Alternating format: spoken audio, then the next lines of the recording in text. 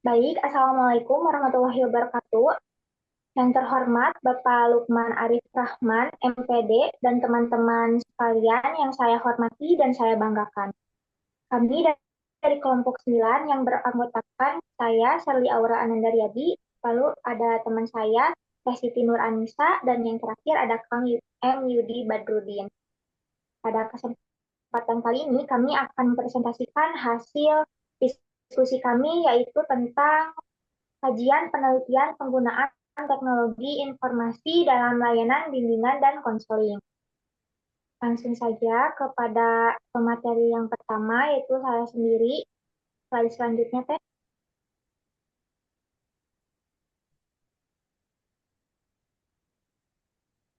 Nah, ini ada perkembangan media teknologi informasi di era globalisasi ini berdampak dalam berbagai bidang. Salah satunya adalah bidang pendidikan. Teknologi informasi pada bidang pendidikan merupakan salah satu sumber pengetahuan dan referensi bagi guru-guru di sekolah yang bermanfaat bagi peserta didik untuk terciptanya pendidikan yang unggul dan lebih maju. Bimbingan dan konseling ini merupakan bagian dari pendidikan yang juga menggunakan teknologi informasi pada kegiatannya. Dengan adanya media teknologi informasi memudahkan konselor atau guru BK untuk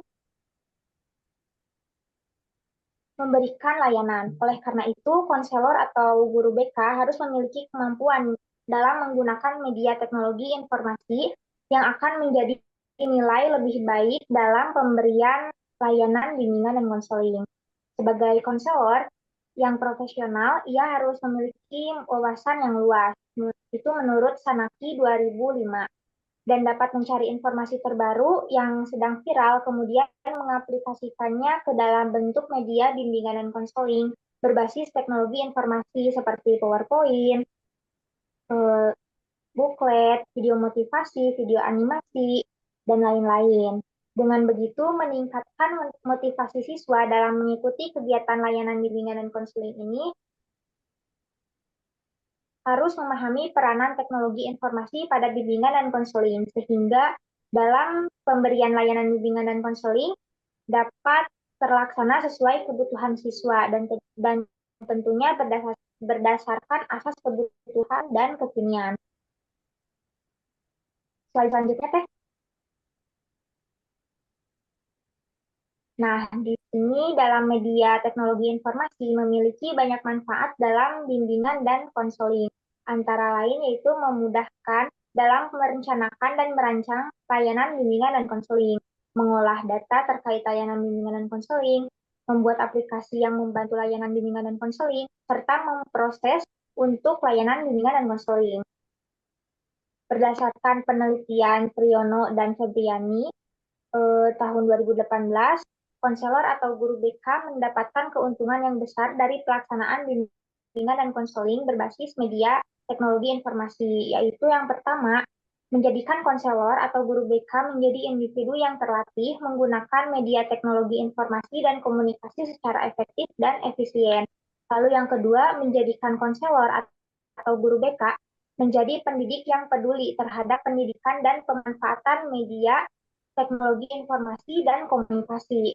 Lalu yang ketiga, membuat konselor atau guru BK lebih mahir dalam penggunaan teknologi dalam tren bimbingan dan konseling. Lalu yang keempat, memungkinkan konselor atau guru bimbingan dan konseling untuk menggunakan sumber daya teknis lain yang dapat digunakan dalam proses bimbingan dan konseling, membuat konseling lebih tertarik untuk mengembangkan rencana penggunaan media teknologi dalam bimbingan dan konseling. Lalu yang kelima, meningkatkan kemampuan mengevaluasi. Baik, itu saja yang bisa saya sampaikan. Lalu pemateri selanjutnya ada Tes Siti Nur Anissa, kepadanya saya persilakan.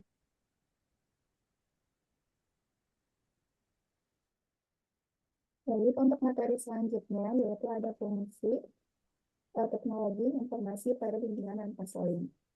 Fungsi teknologi informasi pada bimbingan dan konseling adalah sebagai media yang kompleks yang akan mendorong penyelenggaraan pelayanan BK, sehingga dapat meningkatkan keterampilan dan kreativitas konselor atau guru BK sekolah dalam memberikan pelayanan BK yang dinamis, sehingga siswa tidak merasa bosan dan tidak berpikiran bahwa BK sudah ketinggalan zaman. Media teknologi informasi merupakan salah satu sarana untuk meningkatkan reputasi BK sebagai sistem penunjang pelayanan BK. Maka pelayanan yang diberikan menjadi semakin efektif sebagai media perencanaan, pelaksanaan, dan evaluasi kegiatan bimbingan dan konseling. Fungsi teknologi informasi di bimbingan dan konseling yaitu sebagai publishing atau teknologi informasi digunakan sebagai sarana untuk memperkenalkan kepada masyarakat sebagai luas dan juga sebagai penyedia informasi tentang BK. Yang kedua, sebagai pelayanan dan pendampingan. Berdasarkan fungsi tersebut, BK dilakukan dalam format jarak jauh dengan bantuan teknologi informasi. Selanjutnya yaitu pendidikan. Sebagai pendidikan, informasi yang diberikan melalui teknologi informasi mengandung unsur-unsur pendidikan juga. Selanjutnya, sebagai penggunaan media teknologi informasi dalam pelayanan bimbingan dan konseling sebagai bagian yang tidak terpisahkan dari layanan pendidikan. BK juga dapat lepas dari pengaruh peran media teknologi informasi yang semakin berkembang. Dari jurnal penelitian Sumaria, ada dua metode yang digunakan dalam pemanfaatan teknologi informasi dalam BK, yaitu adanya online dan offline. Untuk online berarti hubungan teknologi per-tutornya menghubungkan dua orang. Konseling adalah istilah untuk menggambarkan proses konseling online. Layanan ini merupakan salah satu upaya yang dapat dilakukan konselor untuk mengurangi permasalahan yang dihadapi klien. Dengan perkembangannya teknologi informasi, hal ini menjadi tantangan tersendiri bagi konselor, sehingga konselor secara otomatis dituntut untuk berpartisipasi dan menguasai informasi. Beberapa metode yang dilakukannya di antara lain ada weblog, ada chat, ada email, ada short message, dan juga ada telepon. Selanjutnya ada secara offline. Dalam metode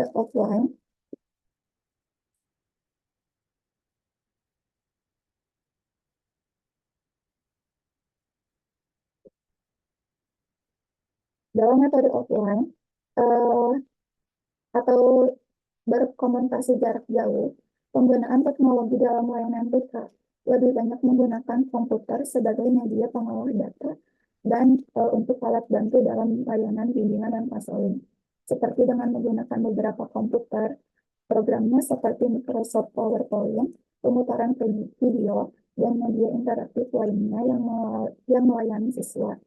Selain itu, beberapa program pengolah data ini menyediakan seperti Microsoft Excel, Microsoft Access, dan juga Virtual Basic, terutama dalam membantu konselor untuk menunjukkan kualitas pelayanan kepada siswa. Dalam beberapa metode dan program tersebut, menjelaskan bahwa banyak produksi teknologi informasi yang digunakan dalam layanan BK. Dan begitu konselor harus memiliki keterampilan kemampuan dalam menggunakan teknologi informasi secara kreatif dan inovatif.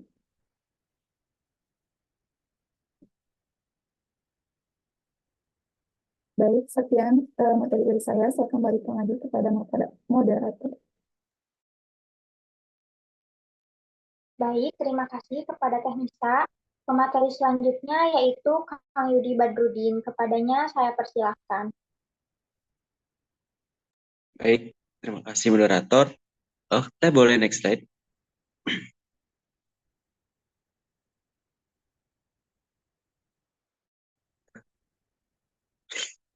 Yang selanjutnya adalah tantangan penggunaan teknologi informasi pada BK. Nah, penggunaan teknologi informasi dalam bimbingan konseling ini menawarkan banyak manfaat, laporan dan analisa data yang lebih efektif. Namun ada beberapa tantangan yang dihadapi dalam integrasinya. Yang pertama itu ada infrastruktur dan aksesibilitas. Nah, keterbatasan infrastruktur dan aksesibilitas teknologi ini infrastruktur teknologi yang tidak merata atau belum terjangkau di berbagai wilayah dapat menjadi hambatan utama dalam menyediakan layanan BKM. Beberapa daerah mungkin menghadapi kendala seperti koneksi internet yang lambat, kurangnya akses ke perangkat keras yang diperlukan seperti komputer ataupun smartphone. Nah, atau informasi listrik yang tidak stabil. Untuk mengatasi hal ini diperlukan investasi dalam pengembangan infrastruktur yang lebih baik, termasuk peningkatan akses internet di daerah terpencil dan pelatihan untuk memanfaatkan teknologi yang ada secara efektif. Nah, yang selanjutnya adalah kesiapan sumber daya manusia. Implementasi teknologi informasi memerlukan kesiapan sumber daya manusia yang memadai dalam penggunaan dan mengelola teknologi tersebut. Nah, konselor dan tenaga pendukung BK perlu dilengkapi dengan keterampilan teknologi yang memadai untuk memaksimalkan manfaat teknologi dan layanan mereka. Pelatihan yang intensif dan berkelanjutan diperlukan untuk memastikan bahwa staf BK memahami dan dapat mengimplementasikan teknologi dalam praktek mereka sehari-hari. Nah, yang selanjutnya adalah privasi dan keamanan data. Nah, penggunaan teknologi informasi dalam BK ini menghadirkan tantangan terkait dengan privasi klien. Informasi pribadi yang disimpan dalam sistem digital harus dijamin keamanannya untuk mencegah akses yang tidak sah atau pelanggaran privasi.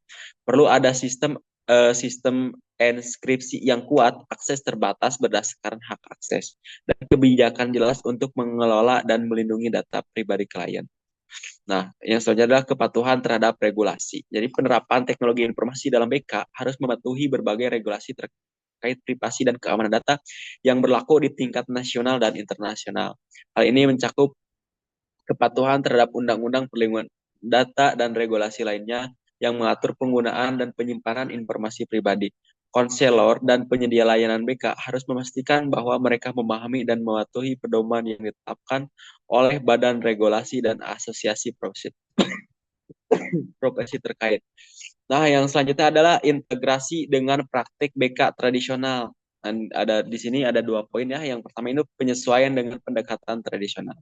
Jadi salah satu tantangan utama adalah bagaimana mengintegrasikan teknologi informasi dengan pendekatan dan metode tradisional dalam bimbingan dan konseling. Meskipun teknologi dapat meningkatkan efisiensi dan jangkauan layanan, penting untuk mempertahankan aspek-aspek kemanusiaan, empati, dan interaksi personal yang merupakan inti dari layanan bimbingan dan konseling. Ini memerlukan pendekatan yang hati-hati dalam merancang solusi teknologi yang tidak hanya efektif secara teknis, tetapi juga mendukung interaksi antara konselor dan klien secara emosional dan psikologis. Nah, yang selanjutnya adalah mempertahankan aspek manusia dalam layanan digital. Jadi meskipun layanan bimbingan dan konseling digital dapat memberikan akses yang lebih luas, tantangan lainnya adalah memastikan bahwa aspek-aspek manusiawi seperti kehangatan, empati, dan pengalaman pribadi tidak hilang dalam transisi ke layanan digital. Jadi penting juga untuk mengembangkan platform dan alat yang memungkinkan konselor untuk tetap terhubung dengan klien secara personal, mungkin melalui video konferensi atau aplikasi khusus yang mendukung interaksi mendalam dan penuh makna. Nah, tantangan yang selanjutnya adalah pelatihan dan pengembangan profesional. Nah, di sini juga ada 2 poin. Yang pertama itu tentang kesiapan tenaga kerja. Jadi, implementasi teknologi informasi dalam bimbingan dan konseling memerlukan kesiapan tenaga kerja yang memadai. Pelatihan dan pengembangan profesional harus disediakan untuk konselor dan staf bimbingan konseling agar mereka dapat mengadopsi teknologi baru dan memanfaatkannya secara efektif dalam praktik sehari-hari mereka. Ini termasuk pelatihan tentang penggunaan perangkat lunak khusus untuk BK, manajemen data yang efisien, dan kemampuan untuk membangun hubungan klien yang kuat melalui platform digital. Nah, yang selanjutnya adalah ketersediaan pelatihan yang relevan.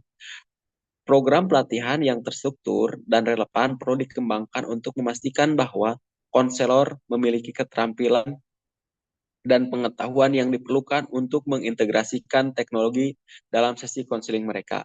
Pelatihan ini juga harus mencakup aspek etika dalam penggunaan teknologi, privasi data, dan kepatuhan terhadap regulasi hukum yang berlaku. Mungkin itu materi yang dapat saya sampaikan. Saya kembalikan lagi kepada moderator. Baik, terima kasih Kang Yudi. Untuk kesimpulan akan dibacakan oleh Kang Yudi. Silahkan, Kang. Baik, untuk kesimpulannya, jadi teknologi informasi didefinisikan sebagai teknologi yang memperoleh, memproses, menyimpan, dan menyebarkan berbagai jenis informasi melalui penggunaan komputer dan telekomunikasi. Jadi, teknologi informasi merupakan seperangkat alat yang membantu individu dalam melaksanakan tugas. Media teknologi informasi memiliki banyak manfaat dalam bimbingan dan konseling, antara lain mempermudah dalam merencanakan dan merancang layanan bimbingan konseling, mengolah data terkait layanan bimbingan konseling, membuat aplikasi yang bantu layanan bimbingan dan konseling, serta pemrosesan untuk layanan bimbingan dan konseling. Media teknologi informasi merupakan salah satu sarana untuk meningkatkan reputasi bimbingan konseling sebagai sistem penunjang pelayanan bimbingan dan konseling. Maka pelayanan yang diberikan menjadi semakin efektif sebagai media perencanaan, pelaksanaan, dan evaluasi kegiatan bimbingan dan konseling. Dari berbagai metode dan program media teknologi informasi, banyak produk teknologi informasi yang harus digunakan dalam layanan bimbingan konseling. Artinya, teknologi informasi merupakan salah satu sarana untuk melaksanakan kegiatan bimbingan dan konseling. Mungkin itu kesimpulannya. Saya kembalikan lagi kepada moderator. Baik, terima kasih Kang Yudi. Jadi sekian dari kelompok kami. Mohon maaf jika ada kesalahan. Jika ada yang mau bertanya, silakan tanyakan di dalam kolom komentar. Wabillahi taufiq wal hidayah. Wassalamualaikum warahmatullahi wabarakatuh.